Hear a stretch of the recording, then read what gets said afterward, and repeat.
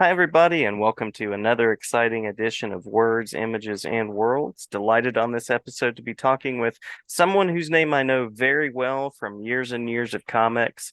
Actually, once upon a time, mailed this person some comics in the mail back when we still mailed most things. And this person was kind enough to sign some comics for me through the mail. You probably don't necessarily remember that, but I remember it as if it happened 15 years ago. yes, exactly, exactly. Yeah, yeah. So delighted to be talking with comics creator, longtime comics editor, Mike Carlin. Mike, thank you for talking with me for a few minutes. Howdy do. Doing well, doing well. Thanks. Loving the film background you have there with the classic movie posters. Yes, Big fan of film. that's my two favorite movies back there. Love it, love it, love it. It's a Mad, Mad, Mad, Mad World is my favorite movie. Hmm. Cat Ballou and The Great Race are tied for second. Nice. And I'm pretty convinced that I like those movies because they're all around the same era. I like them because they were the first grown-up movies I went to. Uh-huh, uh-huh. I actually got to see my parents laughing, which didn't happen every day at the house. So I was like, these are pretty must be good things. So Yeah, I yeah. think that's why I like them. Yeah, yeah. It's a mad, mad, mad, mad world. Definitely one of the best ensemble casts ever, Well, ever. there are the haters of that movie, so it's Yeah. like they're out there. Oh yes, as with everything. And yeah, and as of there will be haters of this podcast when I'm on it. That's okay. I appreciate your work and I appreciate you taking the time. And yeah, I tend to start with sort of the positive experiences, but you've recently retired from the industry, so you're certainly welcome to share whatever you would like, um, by all means. But tend Yeah, to ask that is about like, positive. That is a positive. You're right. I do highly recommend not working. If yes, you pull it off, I really do recommend it. It's the best. yeah, yeah, having lots of good time to soak in classic films these days, I imagine. Well, there's a lot of great TV these days. I'm trying to read all the books I've bought for the last 40 years Mm-hmm, mm-hmm. that I didn't have time to read while I was working. It's just nice not to have obligations. It's Yeah, nice not to have like even today I was just like really panicking that I wouldn't make it here on time. And it's like I'm just sitting in my chair. right, So right. easy to make it here. Yeah, absolutely, absolutely. It's And just I, it's a weird pressure in your life to have responsibilities and I always took my responsibilities seriously, but I think I'm the laziest workaholic that there ever was. I work hard just so I could be lazy. nice, nice. Work hard, play hard. Work Uh, hard and sit down. yeah. I'm curious. I'm a wide reader. I read comics and lots of things. So I'm curious what's on your reading table right now. A lot of folks that I talk with that have done comics for a while don't necessarily read comics, or they sort of let that live in another space. So curious if you're reading comics or other authors or particular uh, genres. I'm mostly reading books that have no pictures in them. Uh, Hmm. Hmm. not out of any kind of protest or anything, but I'm reading Chuck Palahniuk. Is that his name? Yeah. That Hmm. pronunciation? I have Yeah. like his last four books here. I've read everything else he's written, and I just have literally a stack over there. Nice. And that's the top of the list. I have a novel by Charlie Kaufman, Uh-huh. Uh-huh. who's a screenwriter, and he Yep. wrote Being John Malkovich and things like that. I have a book about called The Comedians, which is Hmm. a history of comedians, believe it or not. And I'm going to read all this stuff somehow, someday. Oh yes. Yeah. And Um, I'm a slow reader, so that's one of the problems. That's probably why I gravitated towards comics. Is there are less words there. True, true. Chuck Palahniuk has just amazing books. I love his book, Strange but True, or Stranger Than Fiction, I think Yeah, yeah, it might be. Yeah, that's more of a personal book for him. yeah, I like Yeah, that one no, a lot. he's something else. I mean, he's known for Fight Club mostly, Hmm. Hmm. and unfortunately, a lot of his books are tough to translate into film. Yes. And Fight Club was as well, but David Fincher really pulled it off. So and it got me into reading his books. So Yeah, yeah. it's and he's very prolific. That guy doesn't stop for a minute. He has another one coming out this month, I think, or I next already month. got it. Nice, I, nice. it's Now and four down. forever. It's four down because I got to get the other ones out of the way first. Nice. Love it. Love it. Love it. So as you look back across your career, positive experiences, collaborations, any particular moment that stands out?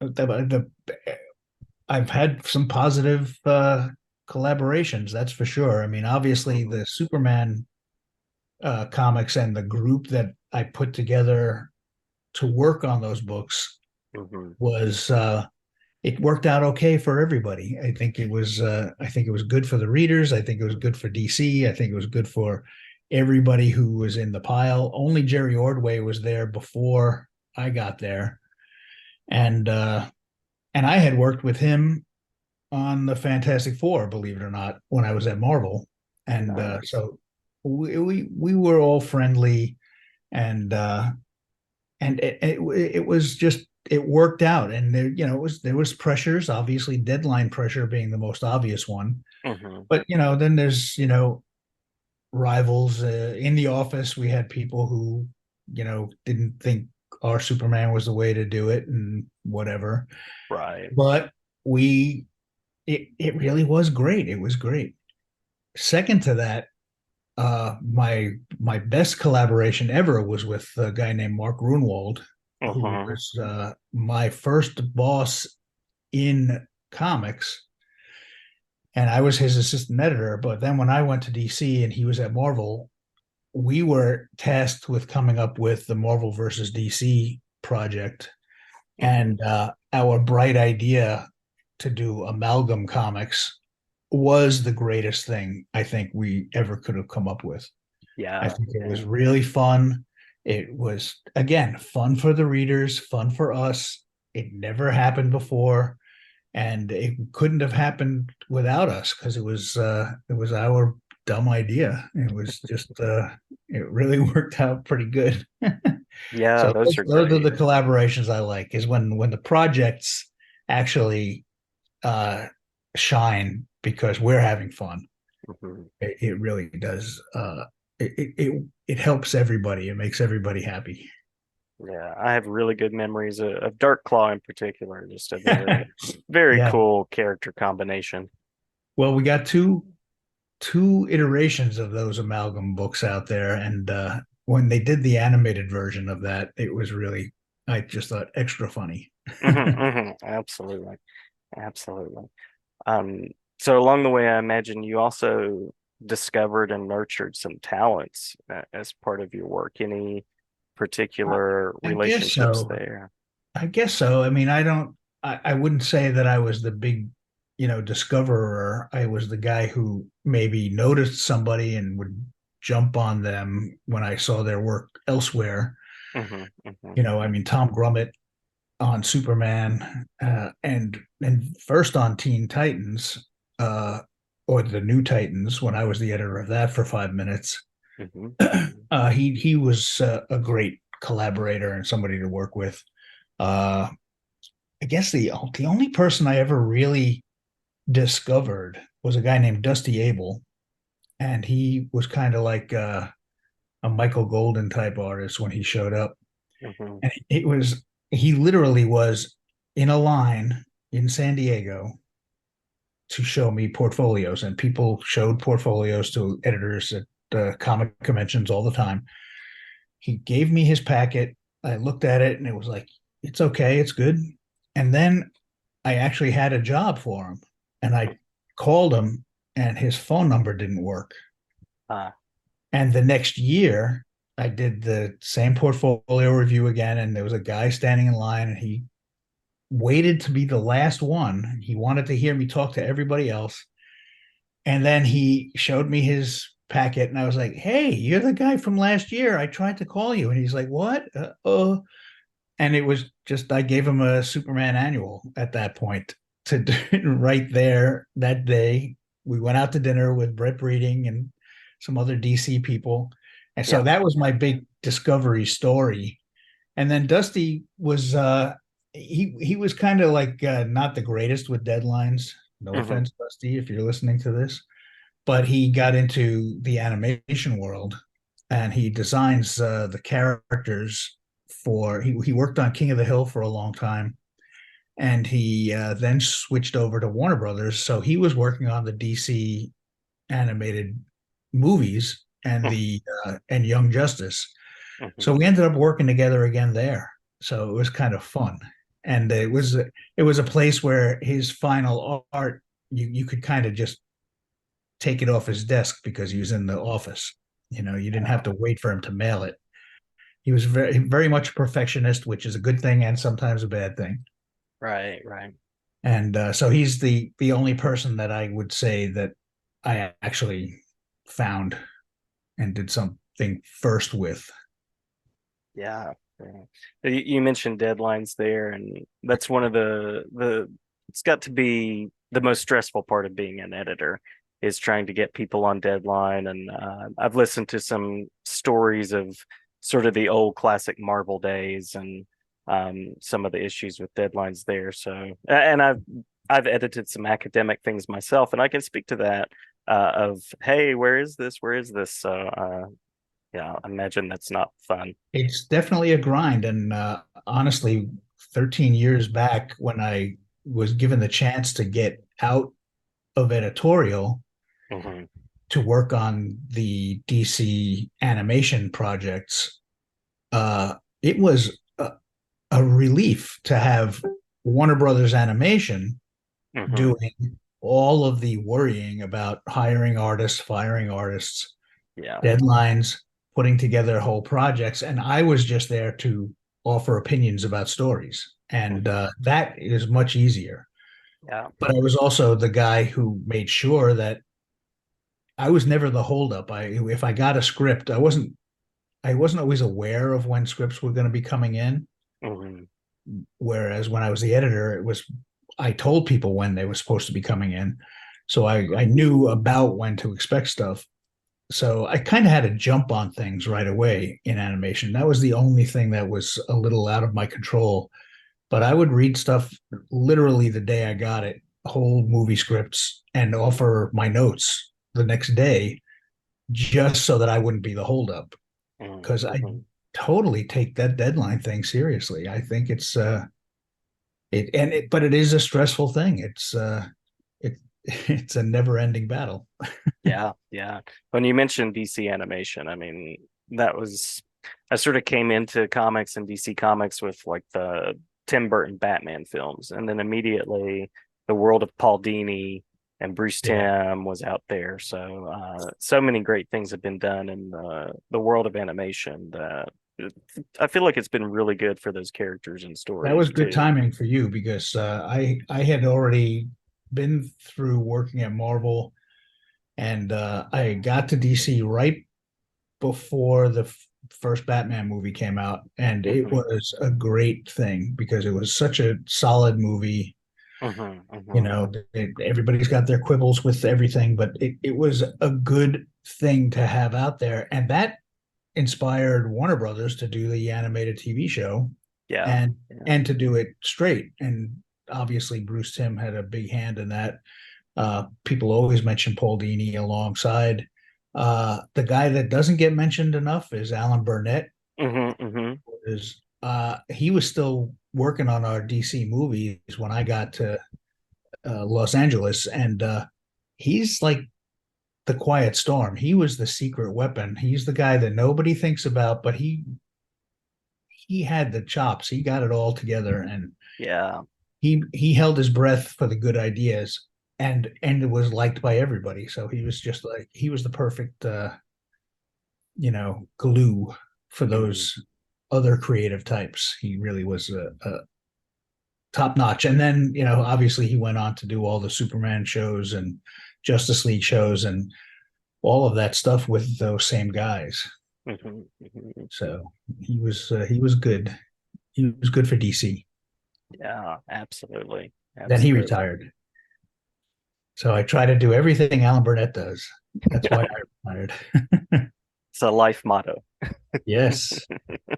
Now, if rumors are true, if Wikipedia is right, you were also immortalized as one of the characters in the Batman Adventures. Is that true? That There is true. was, yeah, this trio of characters, and I remember writing to Kenner because obviously I was a letter writing kid and saying, "Hey, where are the action figures of Mr. Nice Guy and the Oh my Mastermind and God. the Professor?" And they Um, didn't listen to you? they didn't. Can you believe I that? I would have loved an action figure of that. That was Yeah. the best thing. There's a famous shot of those three characters in prison, and Uh-huh. we're wearing our prisoner shirts. And no fan, no reader ever noticed that our prison numbers were our phone numbers at the office. And people could have called us up, That's but funny. Archie Goodwin and Denny O'Neil and myself, they were our office numbers.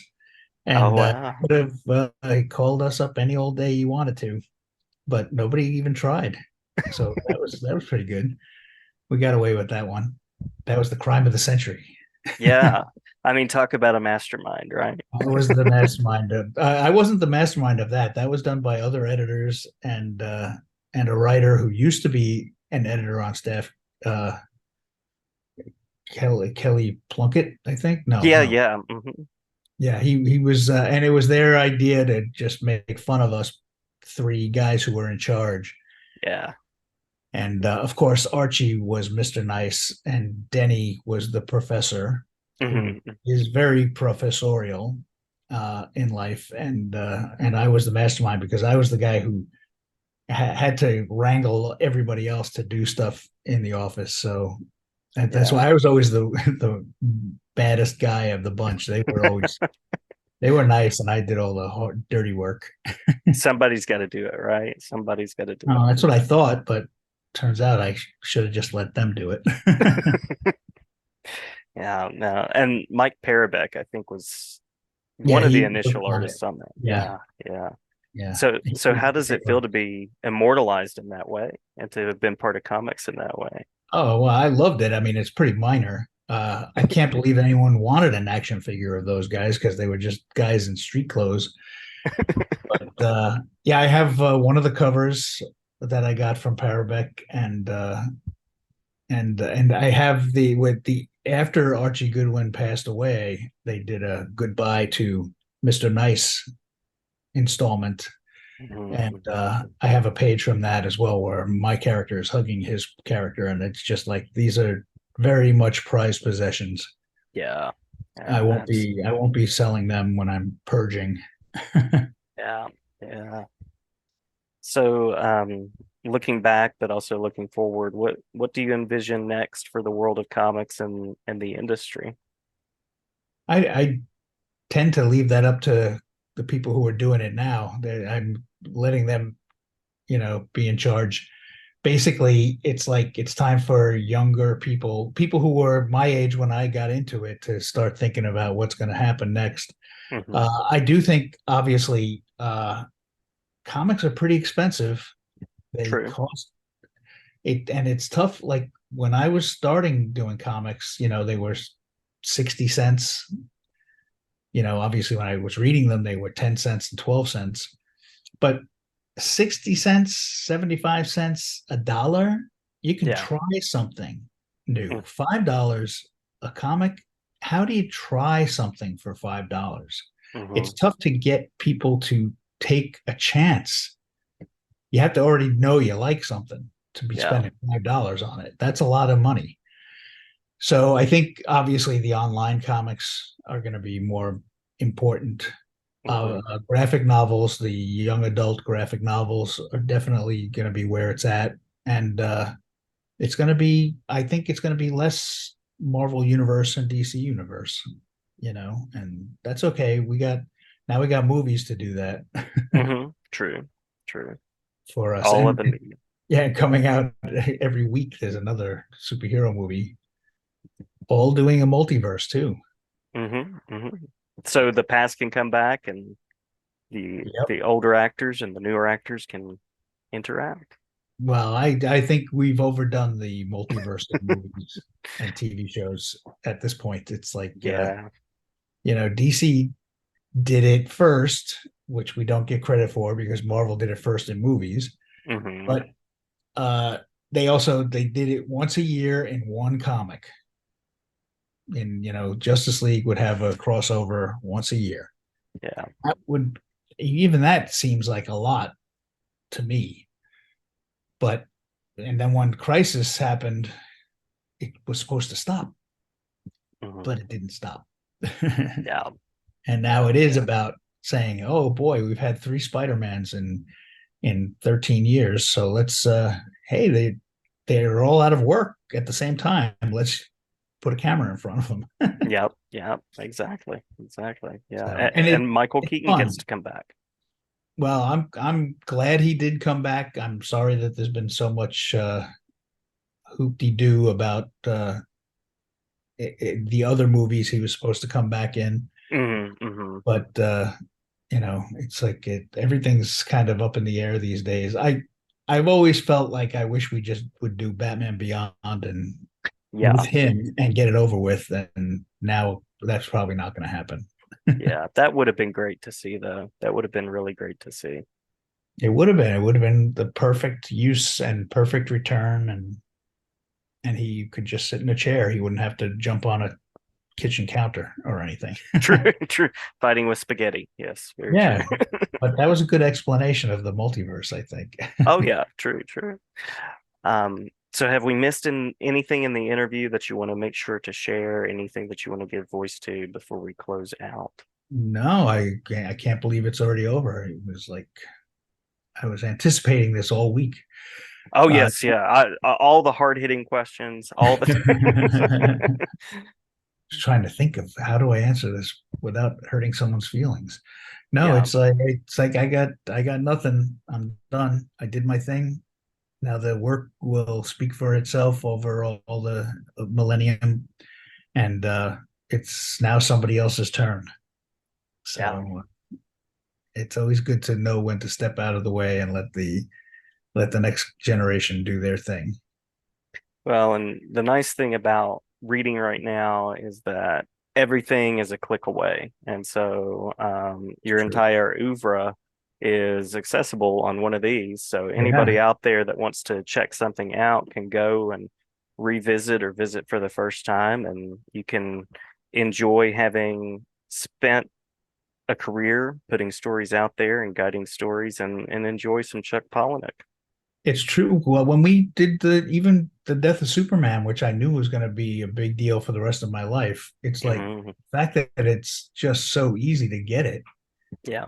It's like you almost can't walk down the street without bumping into a copy. Hmm. And Hmm. it's just like it's amazing that this stuff exists because comics were pretty disposable, Hmm.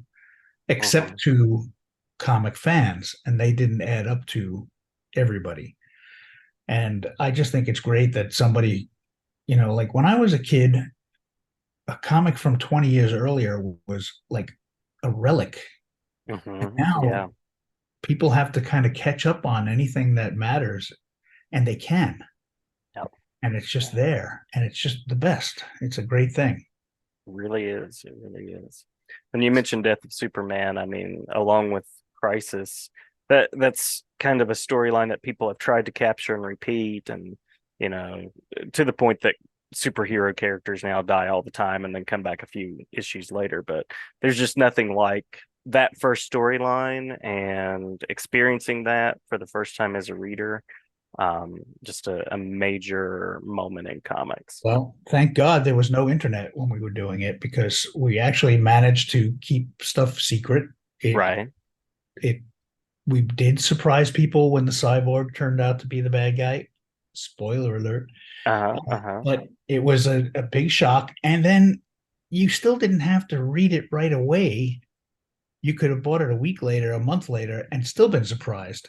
Hmm. But there was an internet, it would have been just blown. If Yeah. somebody had found out about it, it would have been out there ahead of time or just the minute it hit the stands, and it ruins it. It's like this is people act like this stuff is news, and it's like it's not news, it's somebody's craft. Yeah. It's like telling the end of a Stephen King book before anybody gets a chance to read it. And Hmm. it's like uh, I just the internet is a great thing, but it sometimes ruins a lot of stuff, Yeah. you Yeah. know. So I'm just glad that we didn't have to deal with that at that time. Absolutely. Yeah. All in the interest of clicks. Yeah, Yeah. and yeah, and there's just if something's popular, there will be people who want to tear it down.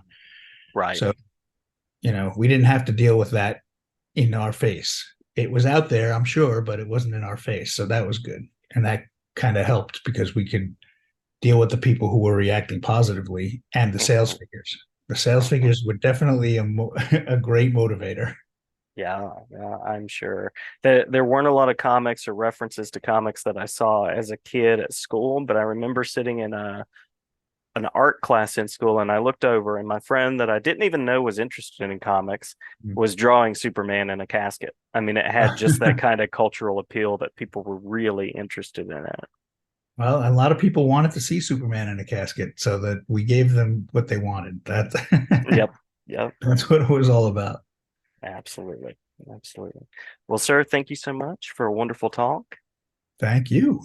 I Yeah. hope that this is something somebody gives a hoot about. Oh yeah, yeah, absolutely. I do, and glad to share it out on social media. That is a final question. If there are places where people can connect with you and kind of follow along, and see things that you might be posting about and thinking about, are there those Yeah, I outlets guess that you? I'm on Facebook. I think I'm close to the limit of allowing friends in, but Mhm. at the same time, it's like my stuff is all public and you can read it there. This So is good. that I don't do TwitX or any of the other things, Yeah, Insta X. I don't do any of the other ones. Just I waste enough time on Facebook as it is. yeah, I understand. I'm Keep not me big on the Insta talks either. Yes. It's too much. Yeah, yeah.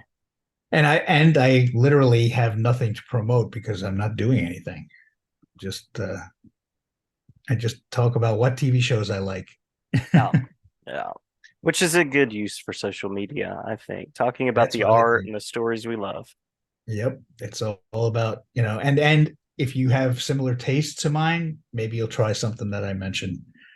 If you think I'm a dummy, then you don't even have to listen. Right. Everybody's got the opinions. It's perfect. That's what an editor is. I mean, I feel like I was paid to be the an opinion. Hmm. I Hmm. was supposed to have an opinion, so my opinion mattered at some point, and I still have it. It just doesn't matter anymore.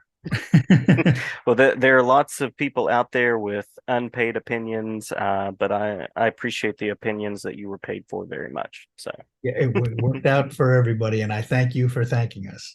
absolutely, absolutely. Well, glad to talk with you again anytime, and I hope you enjoy the Chuck Palahniuk stack. Yeah, Now and forever, it's interesting. It is interesting. So, you read it already? I did. I read Boy, you it. read a lot and fast. I Whew. try. I try to keep up. Holy Yeah. mackerel! Yeah. And he's one of those authors. I mean, I've got people, if I see a new book coming out, I'm like, oh, I need to get my hands on that one. So, Yeah, there's not a definitely a lot good of one. them, but he's the No. one I pretty much follow. I used to be Tom Robbins. I would buy Hmm. his books a lot, but he doesn't put out as much anymore. Yeah. Yeah. Loved Ray So Bradbury, but of course he's no longer with us. yeah, he's not writing Yeah. regularly. He's Yes. permanently retired.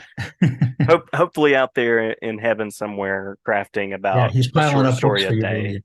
You're That's gonna have to right. catch up on everything. That's right. That's right. Sounds great to me. Well, thanks again. And as I said, glad to talk with you anytime. No problem. I'm glad I sent you autographs and you Yes, don't hate. I'm glad you don't hate me. That's I good. I don't hate you. I don't hate you. Thanks so much. All right, man. See you later. See you.